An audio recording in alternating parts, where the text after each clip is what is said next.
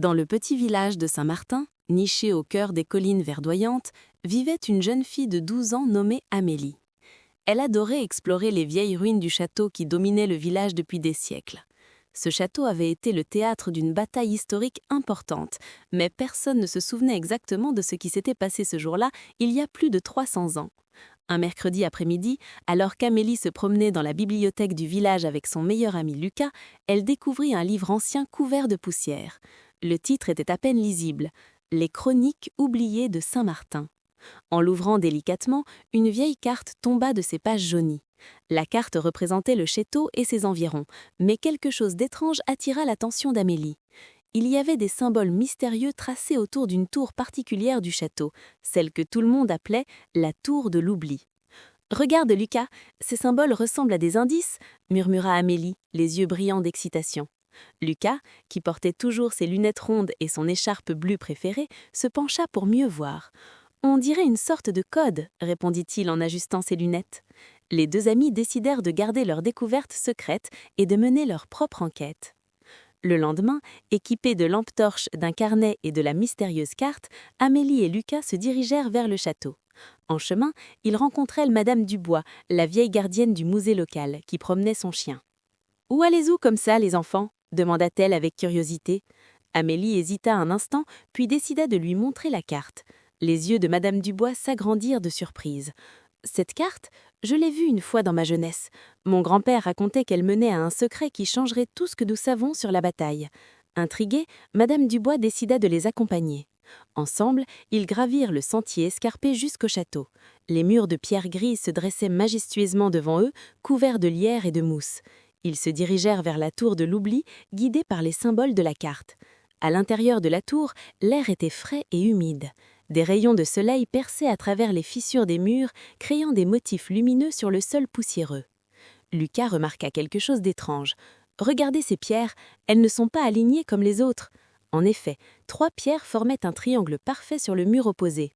Amélie s'approcha et appuya doucement sur chacune d'elles dans l'ordre indiqué par les symboles de la carte.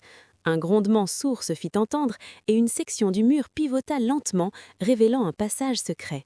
« Incroyable !» s'exclama Madame Dubois. « Après toutes ces années, le secret existe vraiment ?» Le passage était étroit et sombre, mais leur curiosité était plus forte que leur peur. Ils s'aventurèrent prudemment dans le tunnel, leurs lampes torches éclairant les parois de pierre. Des inscriptions anciennes couvraient les murs, racontant une histoire que personne n'avait lue depuis des siècles. Au bout du tunnel, ils découvrirent une petite chambre circulaire. Au centre se trouvait un coffre en bois recouvert de ferrures rouillées. Avec précaution, Amélie souleva le couvercle. À l'intérieur, il y avait des parchemins soigneusement roulés et un médaillon doré. Lucas prit délicatement l'un des parchemins et commença à lire à voix haute. « Je, capitaine Jean de Valmont, écris ceci pour que la vérité soit connue. La bataille que l'histoire a enregistrée comme une victoire glorieuse était en réalité un malentendu tragique. » Les 3 explorateurs échangèrent des regards stupéfaits. Amélie continua la lecture d'un autre parchemin. Il révélait que les 2 armées qui s'étaient affrontées ce jour fatidique étaient en fait venues pour négocier la paix. Mais une erreur de communication causée par une tempête qui avait retardé un messager crucial avait transformé une rencontre diplomatique en bataille sanglante. Les 2 commandants, devenus amis des années auparavant, s'étaient retrouvés face à face sur le champ de bataille sans comprendre comment cela avait pu arriver. « C'est extraordinaire !» murmura Madame Dubois, la voix tremblante d'émotion. « Pendant 300 ans, nous avons célébré cette bataille comme un moment de gloire militaire alors qu'elle était une tragédie évitable. » Le médaillon des 2 commandants représentait les portraits des 2 commandants gravés côte à côte, symbole de leur amitié brisée par le destin. Les derniers parchemins contenaient les témoignages des survivants qui avaient caché cette vérité par honte et par crainte que personne ne les croie. Ils avaient construit ce passage secret et y avaient déposé ces documents en espérant qu'un jour, quelqu'un découvrirait la vérité et pourrait rectifier les livres d'histoire. Amélie, Lucas et Madame Dubois savaient qu'ils venaient de faire une découverte historique majeure. De retour au village, ils convoquèrent une réunion avec le maire, les historiens locaux et les professeurs d'histoire de l'école. La révélation du contenu des parchemins provoqua un choc dans toute la communauté.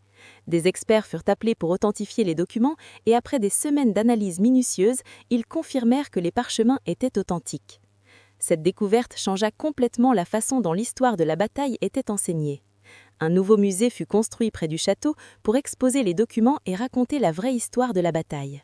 Amélie et Lucas furent invités à couper le ruban lors de l'inauguration.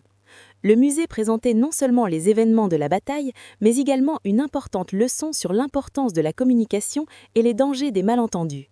L'histoire d'Amélie et Lucas devint célèbre dans toute la région. Ils furent invités dans des écoles pour raconter leur aventure et encourager d'autres enfants à s'intéresser à l'histoire locale. Madame Dubois devint la directrice du nouveau musée, partageant avec passion la vraie histoire de la bataille avec tous les visiteurs. Chaque année, le village organise désormais une journée de la paix plutôt qu'une célébration de la bataille. Les habitants se rassemblent pour honorer la mémoire de ceux qui sont morts à cause d'un terrible malentendu et pour rappeler l'importance du dialogue et de la compréhension mutuelle. Le médaillon des 2 commandants est devenu le symbole de cette nouvelle tradition, représentant l'amitié qui aurait dû triompher sur la violence. Quant à Amélie et Lucas, ils continuèrent leurs explorations, toujours à la recherche de nouveaux mystères à résoudre. Mais ils savaient que leur plus grande découverte resterait toujours celle qui avait révélé que derrière chaque histoire, il y a souvent une vérité plus profonde qui attend d'être découverte. Et surtout, ils avaient appris que même les plus jeunes peuvent faire une différence et changer le cours de l'histoire, à condition d'avoir le courage de chercher la vérité.